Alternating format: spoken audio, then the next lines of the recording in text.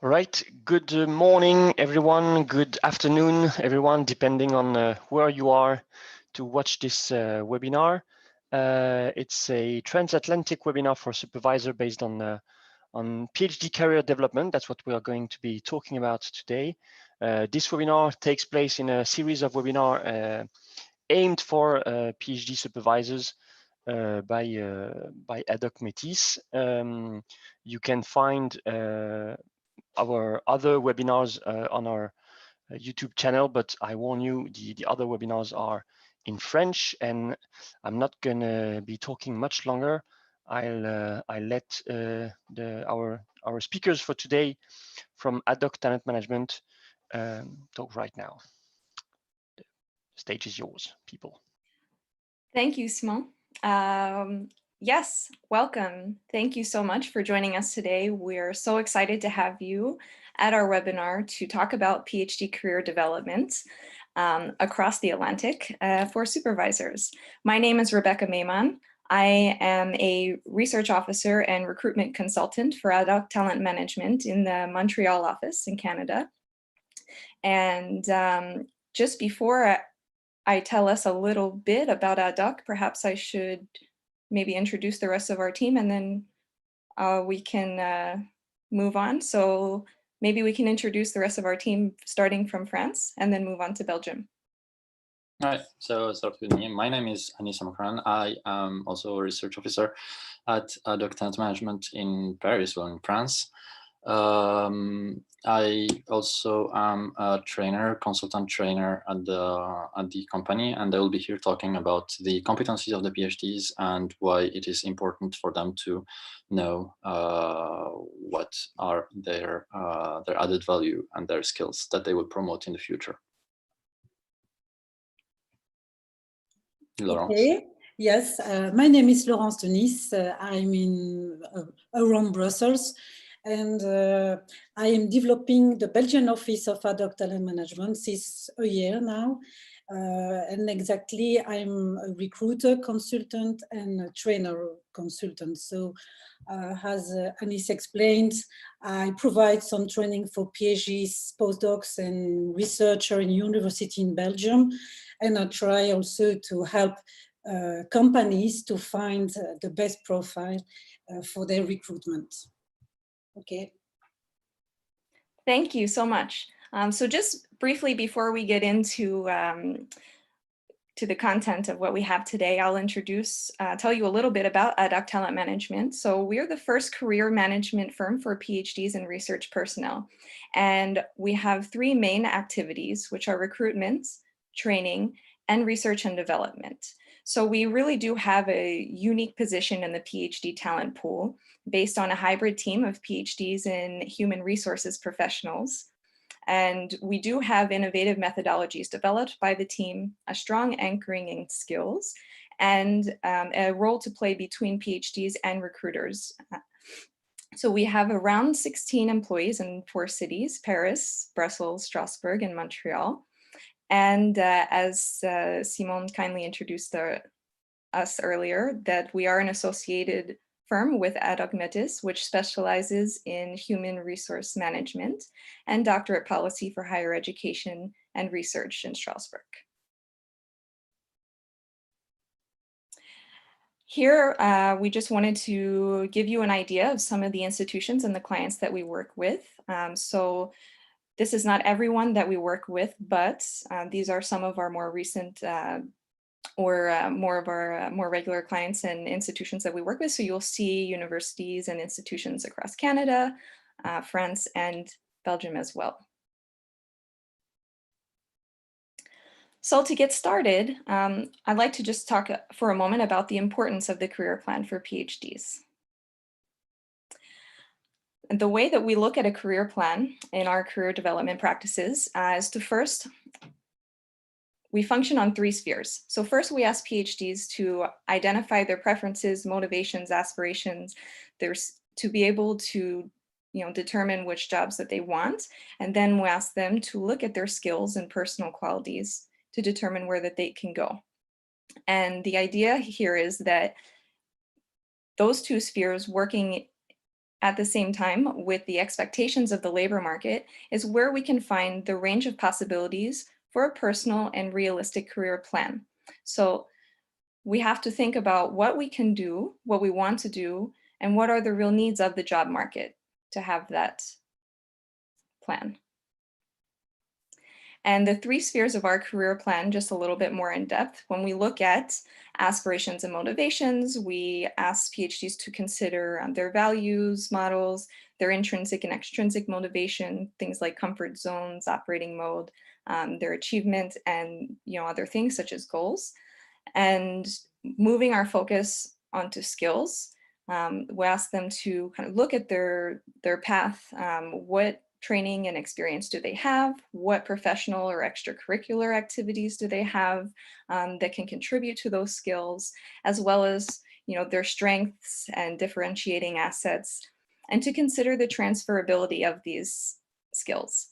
And then lastly, again, that realistic career plan comes in the expectations of the job market. Thanks. So let's take a look at the job market. But first, looking at the career plan, we have just a little bit of data from one of our studies that we have done in France in 2017, and we asked PhDs if they had a well-defined career plan at the time of their defense. And we found that 74% of PhDs did have a well-defined career plan at the time of defense. But for that 26% who did not, we find that really having the career plan helps with their career satisfaction. So we find higher career satisfaction and higher job alignment with the career plan for those PhDs who 5 years later were employed. So what this tells us is that having the career plan is important. Now, what are those careers? What do they look like? Well, here we'll give you a few insights about the labor market for PhDs in France, Canada, and Belgium. So when looking at sectors of activity, I have a little bit of data here from France and from Canada. And although the numbers are slightly different, the trends are similar. We see around 40 to 50% working in research and academia, around between 20 and 12% working in R&D in private institutions. And then we have 27% in France and 37% in Canada of PhDs who are working outside of research and development roles. So academia is not the only outcome for PhDs.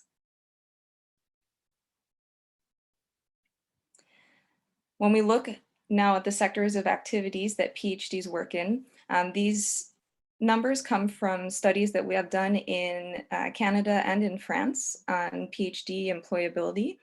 And we find that in Canada, we have about 34. So what we're looking at here is the type of position. And what we see in blue are permanent positions, before I'll tell you the numbers. So when we're looking at is 34% of PhDs that we found in our research study last year in Canada were working in permanent positions in university. When we move into the public sector, we find more permanent positions at close to 60%. And in the private, we have the highest number of permanent positions as compared to short-term or postdoctoral positions at 92%. And this looks similar in France, although the structure is different because universities are part of the public sector. So here we do see that in France, although we have a good number of permanent positions in the university and public sector at 67%, it's much higher in the private sector.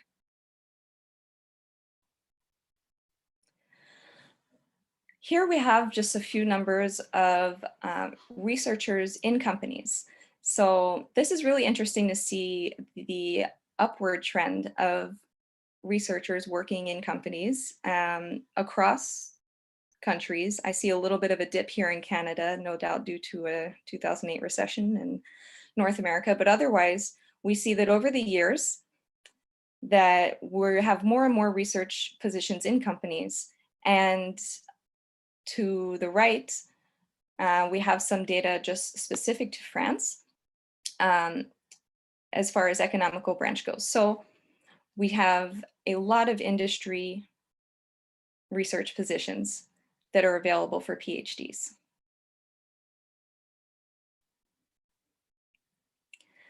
So what types of jobs do PhDs work in these different sectors? Here we have some of our data from Canada and France, and we find that PhDs work in a number of different roles. Largely teaching and research, I see across both countries, but PhDs also are employed in roles including consulting, production, support, health services, communication, marketing, executive management, and these are just a few examples of trends that we find across these two countries. And in our next slide, we'll take a look at what those roles look like in France between the public and the private sector. So again, a large number of teaching and higher education degrees in the public sector, but we also have specialized scientific and technical roles, as well as human health and social action roles. And when we look over into the private sector, we see a number of different roles in IT, in different types of services, as well as administration and public service activities, finance, insurance. So overall, we see looking, even across the Atlantic, that PhDs have a number of different roles that they play, even between public and private sectors. For those of us who are interested in our Belgium activities, just looking at some of what that looks like in Belgium here, we see that, again, we have a large number of PhDs working in university, but there are a number of PhDs who are also working in industry, in service industries, education, higher education outside of the university, and government and public roles, as well as nonprofit and research institutes. So all that to say, we just wanted to give you a few ideas of what the numbers look like to kind of show you that PhDs are more than just researchers. And we do find that when we study their employment outcomes, that they wind up in a number of sectors and different types of organizations and a number of different roles, and using the skills that they have. And at this point, I'll invite Anis to talk to us about what those skills and competencies are.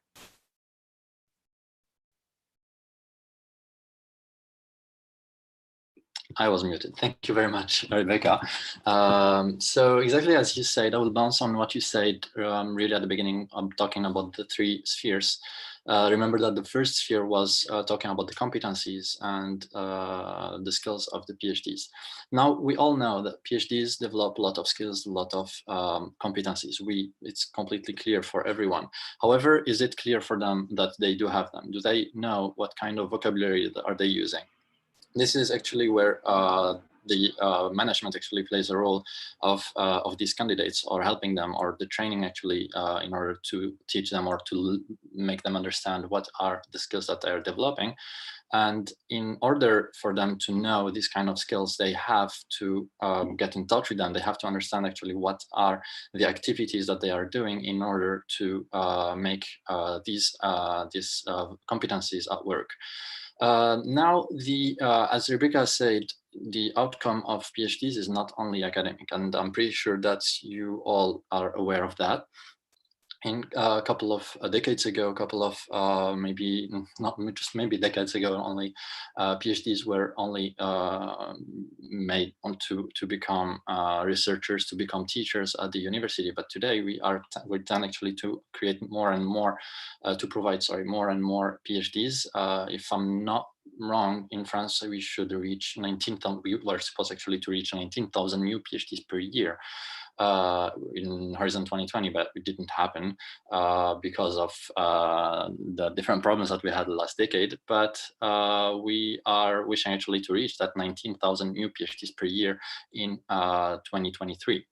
However, on the other side, we are providing already now 15,000 new PhDs per year. And for these 15,000 new PhDs per year, you clearly guess that not all of them will orient directly to academia. So we have to take care of all the people, all the PhDs who want to leave academia, for example.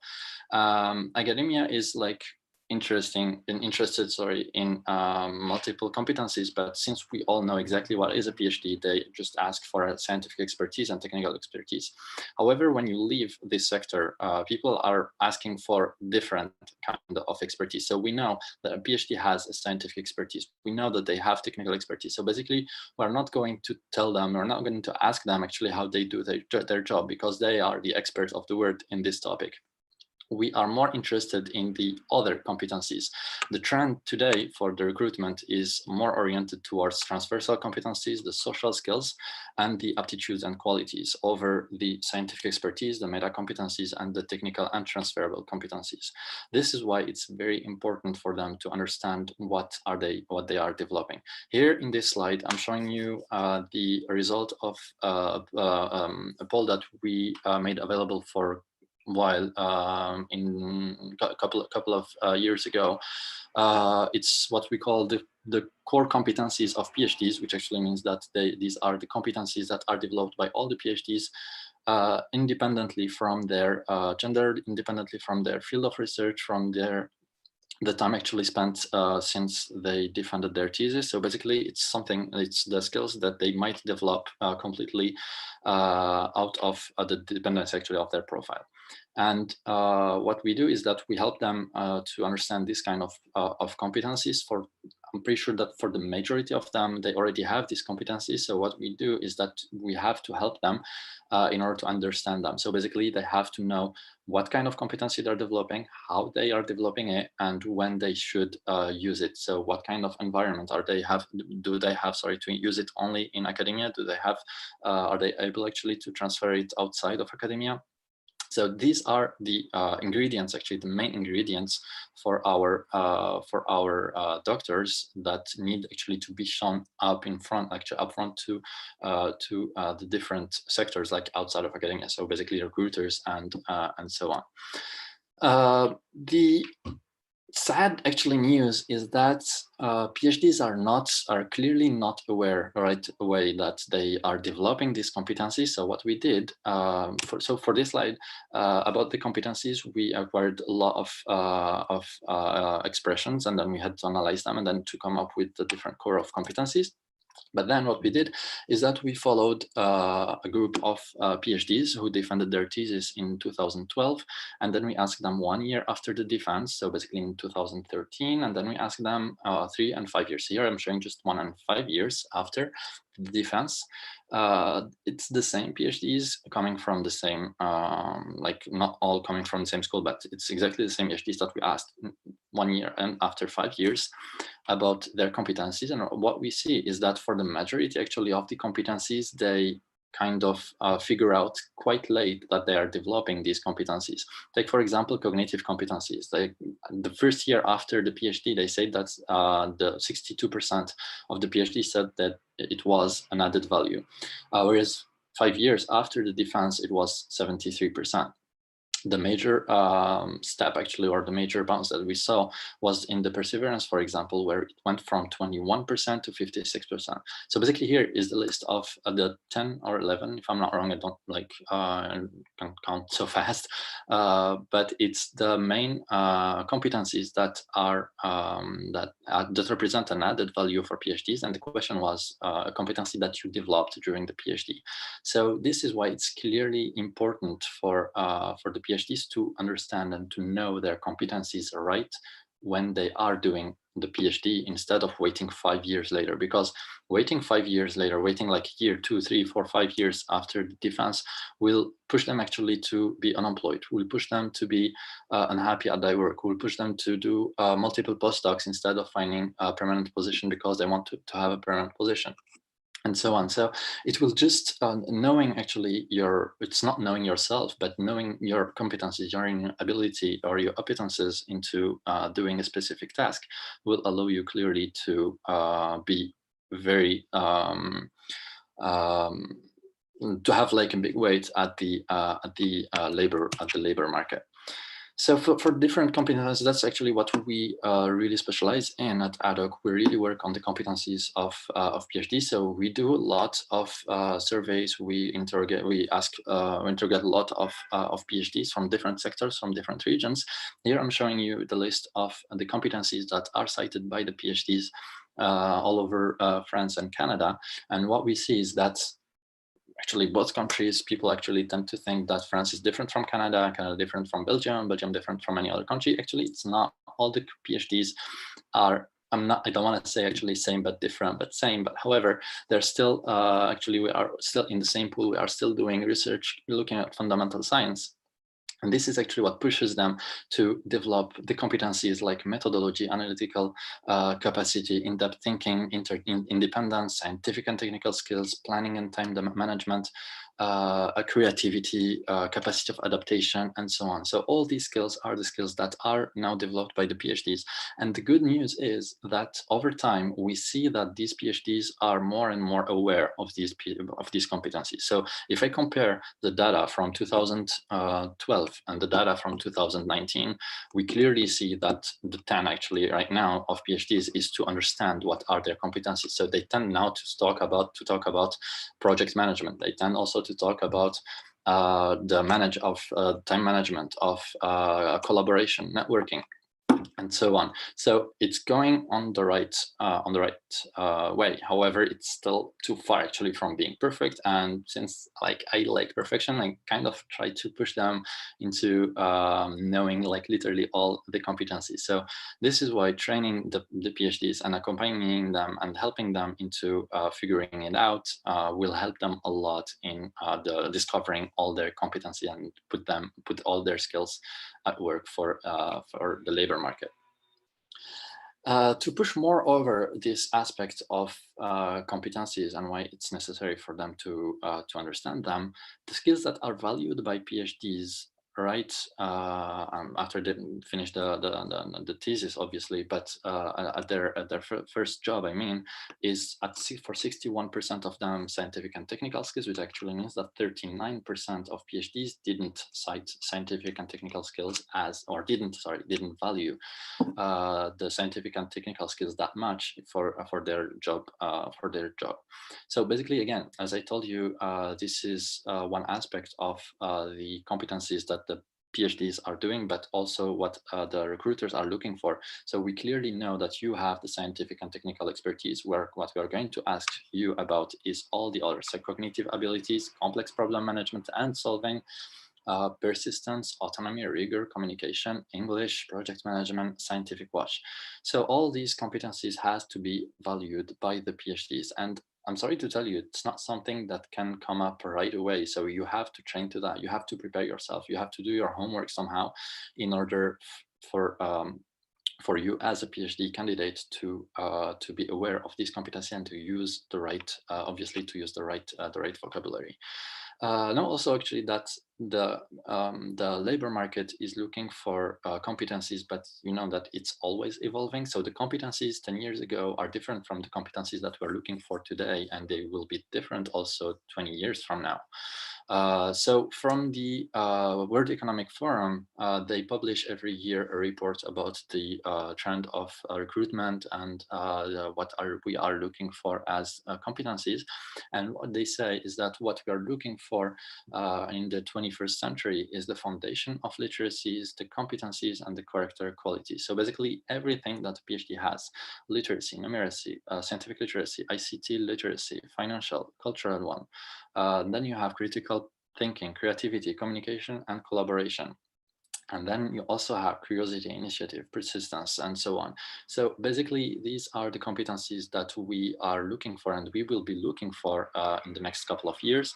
And this is why a PhD actually really needs to understand them in order to, I don't like to use the term sell them, but there is, so far as I know, nothing that no other word actually that I could use.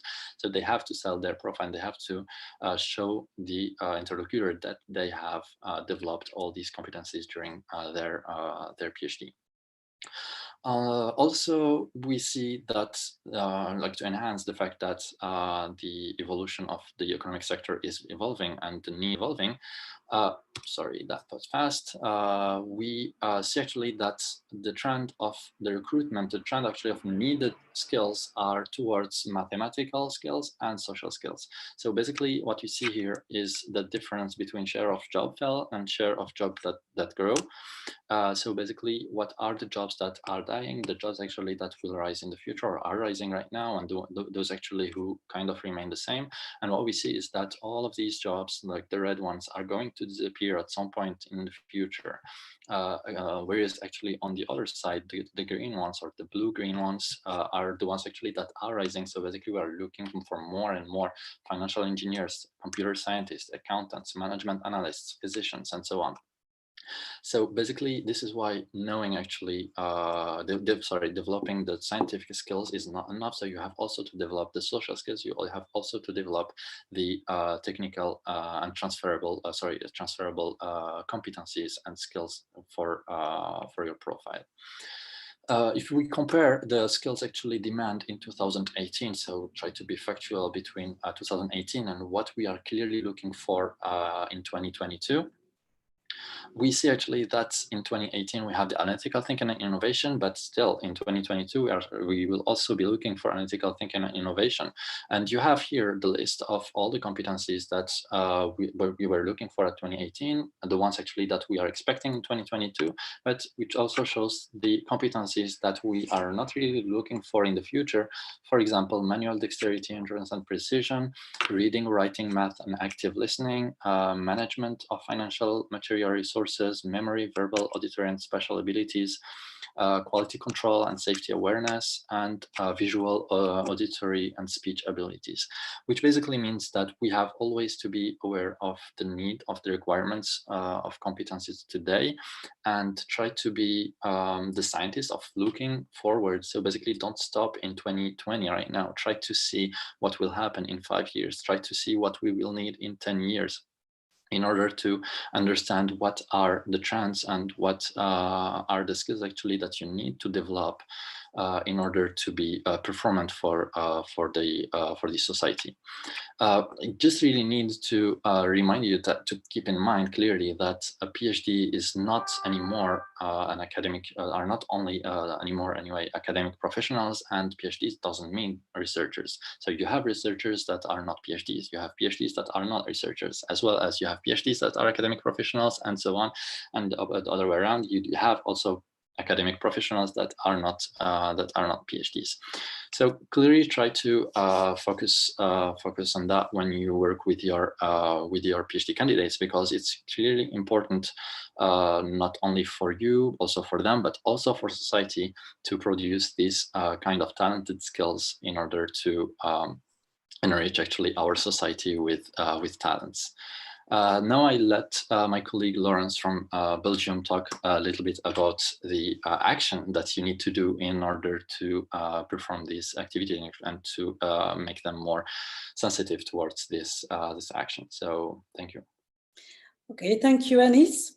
And exactly based on what Anis and Rebecca just said, I would like to share now with you some tips and tricks to help your PhD candidates on the question regarding their career development. As we just seen, the job options are really various and numerous. The question to help your PhD is to help them to answer to which ones will match best their profiles, so I mean your PhD candidates. Because you know now that the range of possibilities is much wider probably than you imagined before.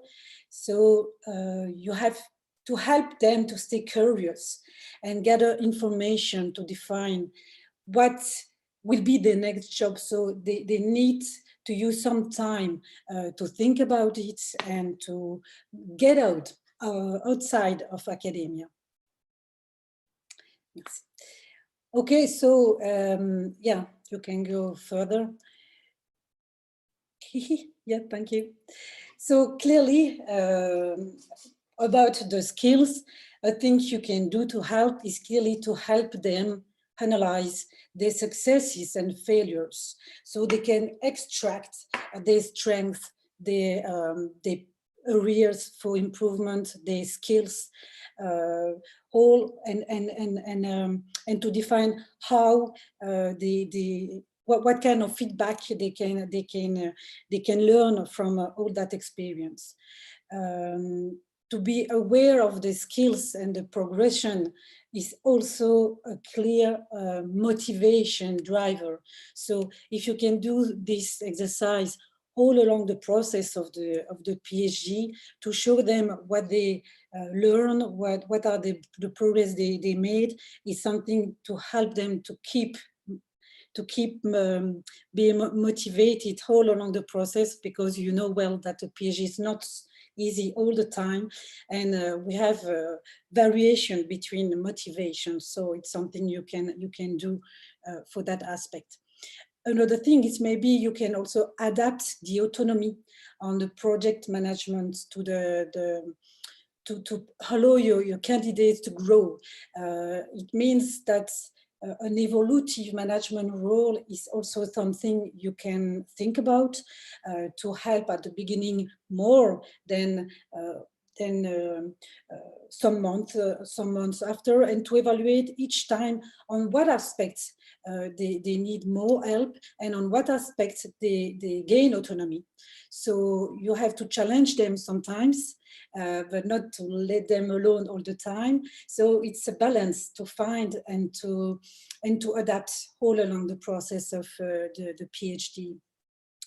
And what about to have a partial adaptation of the project regarding the career goal of your PhD candidates? If you have that discussion at different moments of the PhD or the advancement of the PhD, you can identify and listen about what the goal of your PhDs are, and according these choices, maybe you can adapt a little bit some aspect of the project in terms of kind of collaboration, the possibility of different kind of conferences or going to events that connect more partner and representative of institution and a private sector, for example, etc. So maybe you can be open-minded on the proposal they can make also on that aspect. Okay, next one. Okay, another aspect very important is that if we look at that graph, it's a representation of the percentage of the channel or the way different PhD candidates find their first job after the defense.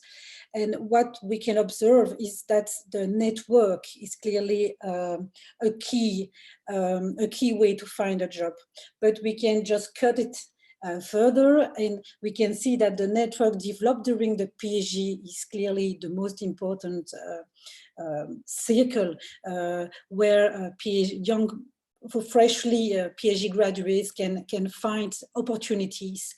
This is strongly linked to you, supervisors, because clearly their network depends also on yours.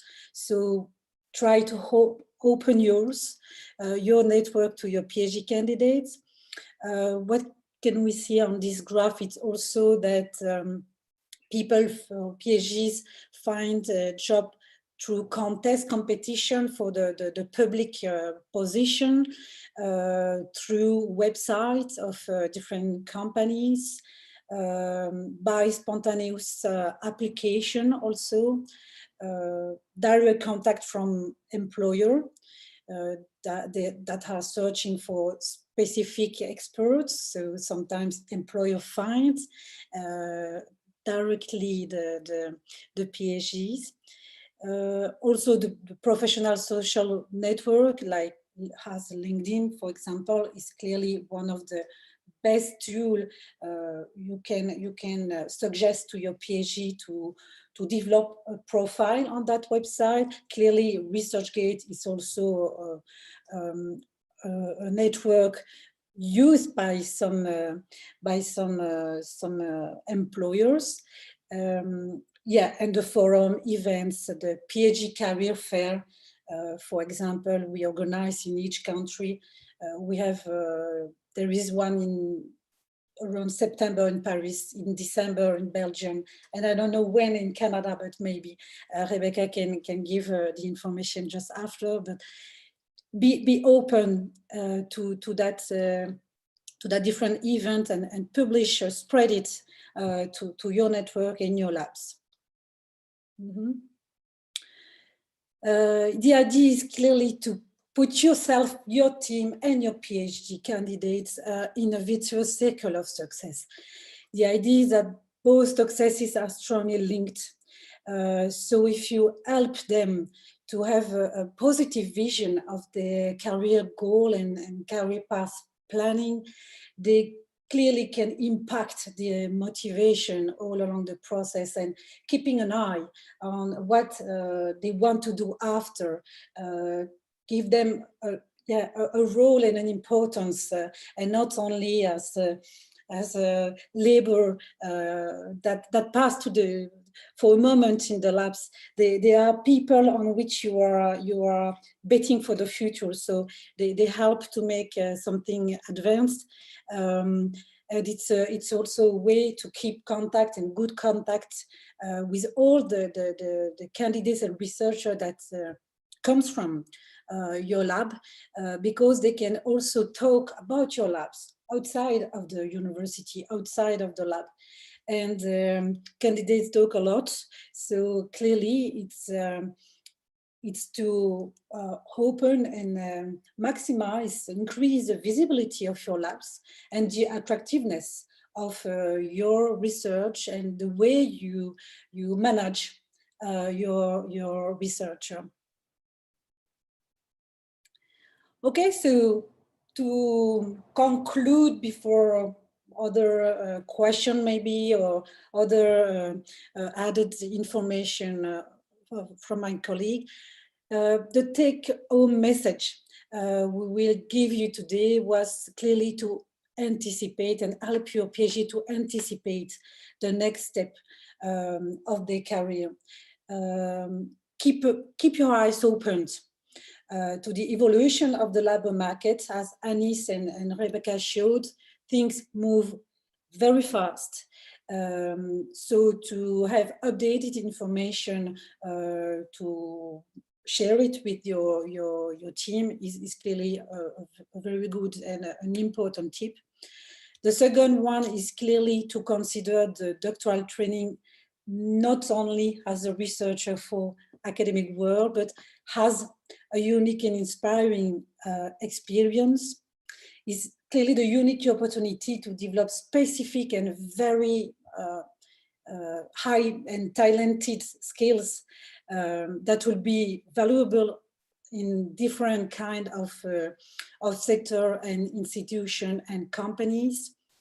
And it's also professional experience has a short term, and we encourage every PhD candidate to use that term in the CV as a early stage researcher and not only a PhD student. It's better to position themselves as a researcher.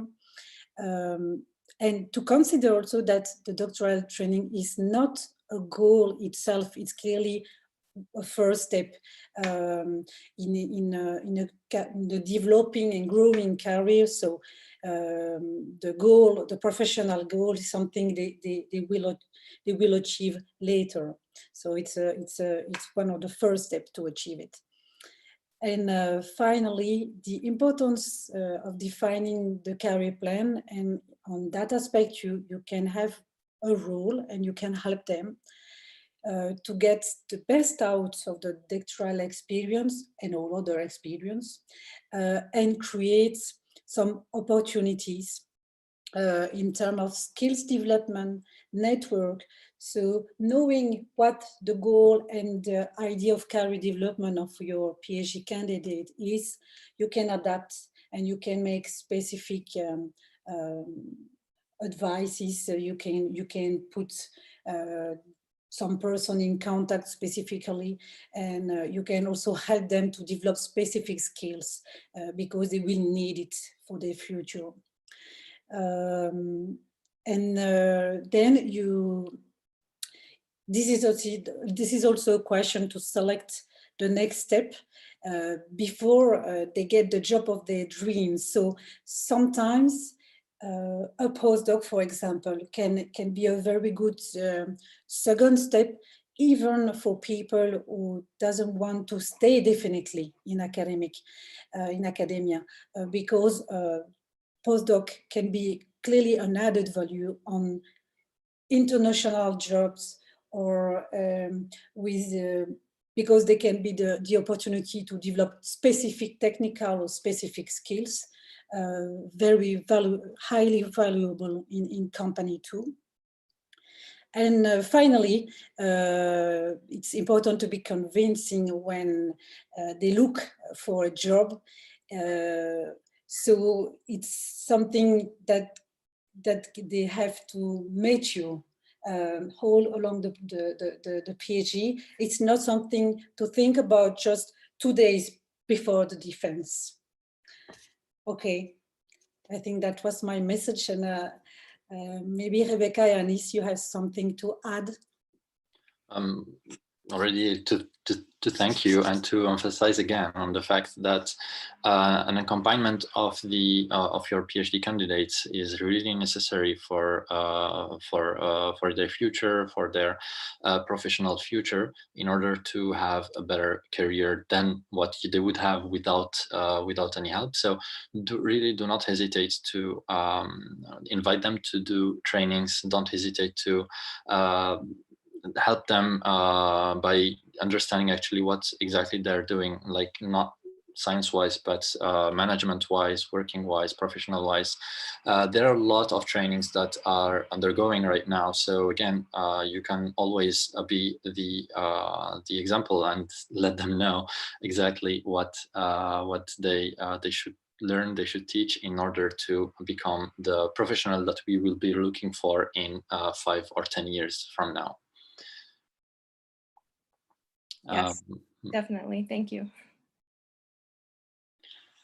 So I guess with this, we are done with this presentation, and I hope the message actually that you got is positive, and you would know how to deal with your PhD candidates in a better way, and how to help them have a much better future.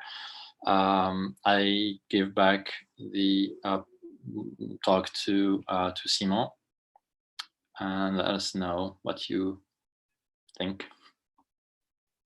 Well, thank you, Anis, Laurence, and Rebecca for this presentation about the careers of the PhD candidates and what, as supervisors, we can do to help them in order to enhance their careers and their career possibilities. If you have questions, now is the time. Questions for the speakers regarding the advice they had for you, regarding the statistics, regarding whatever question you have actually right now. Just know that there is a delay between the moment we speak and the moment you hear us. So we are just going to wait a few seconds now to see if you have questions. If you have questions, of course you can't ask them orally, but you have the chat tool on the right of the video, in order to ask us questions. So please feel free to ask any questions that you have right now, and we'll answer that. We get positive feedback. I'm just telling that to Anis, Laurence, and Rebecca, because they can't see your text, but I can. So we get a few people saying thank you for the time and efforts and presentation. But yeah, if you have questions, you can also. We're glad to have positive feedback, of course. But if you have questions, feel free to ask them. I'm just going to wait a few more seconds to see if you do have questions. Otherwise, no, I don't see questions pop up. So I guess you were clear, Laurence, Anis, and Rebecca. apparently everybody understood.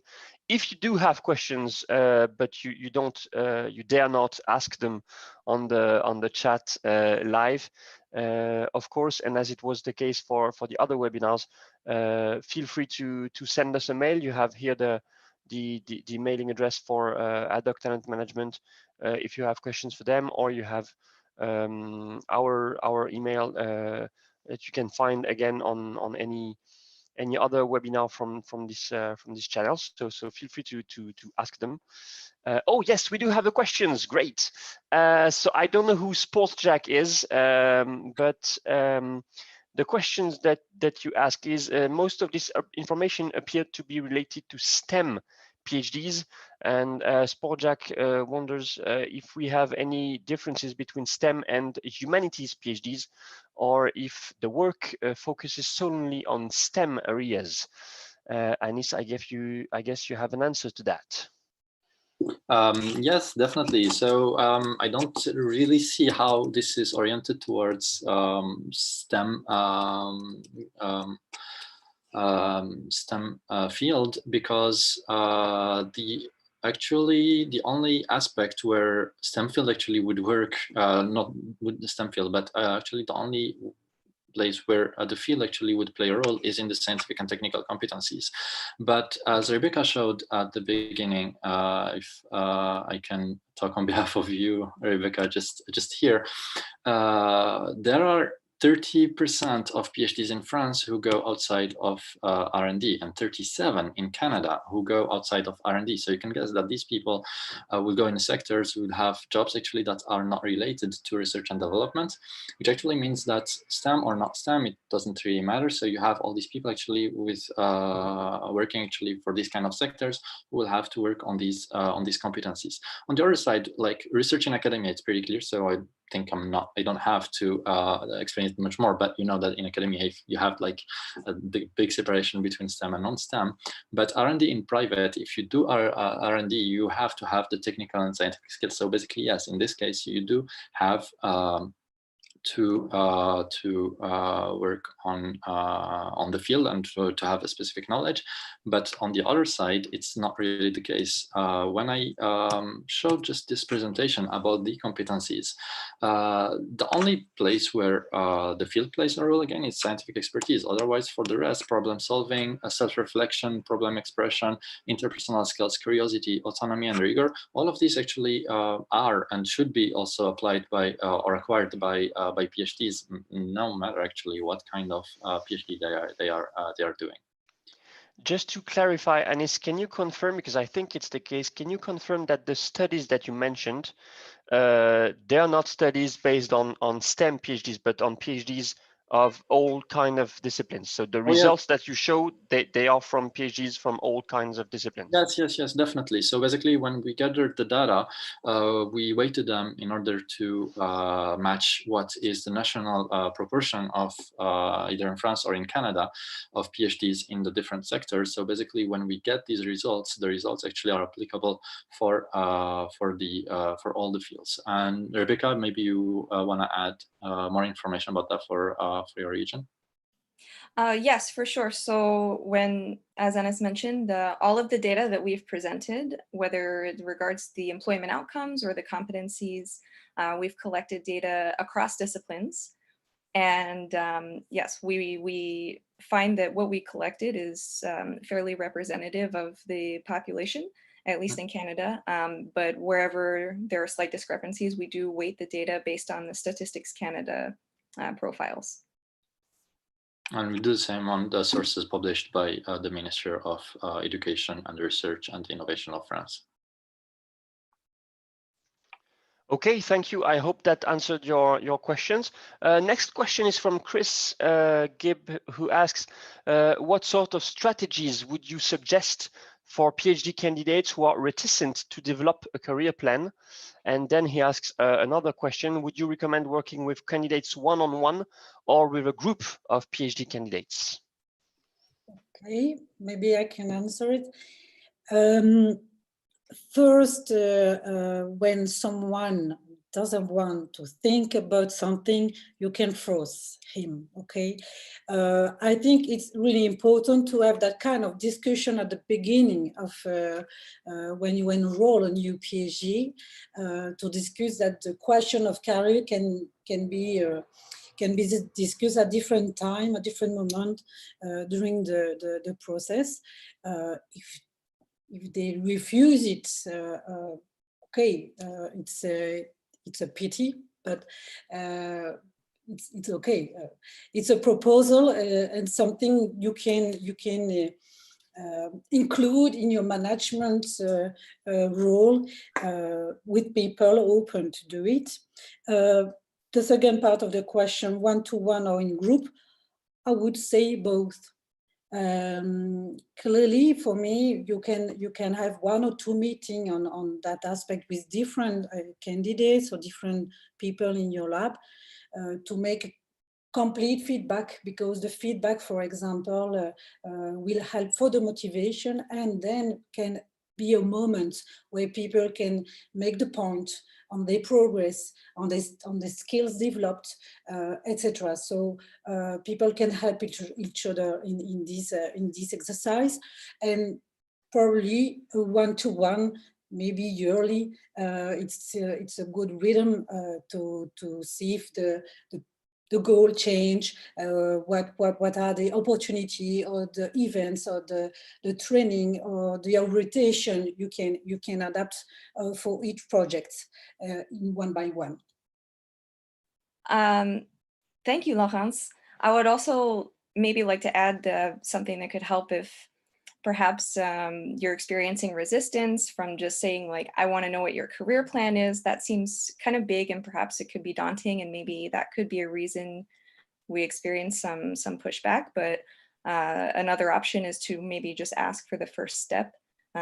Just like a doctoral project is very long and daunting, we'll start with what's the first step, maybe what's the problem, what's the research question. But for here, it could be, just what are your motivations, and starting there, or, take a look at that, or maybe just like one aspect that we talked about that can get them started. And, after you do that 2 or 3 times, they might start to see like, oh, okay, this isn't that bad. I can keep moving on with this.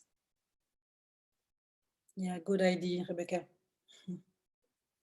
Okay, thank you. Thank you very much for those answers. The next question is from Natalie. She asks, is there a difference between PhDs who define their own research subject, which is quite common in Canada, but not in Europe? She says, well, actually, it's also common in some countries in Europe.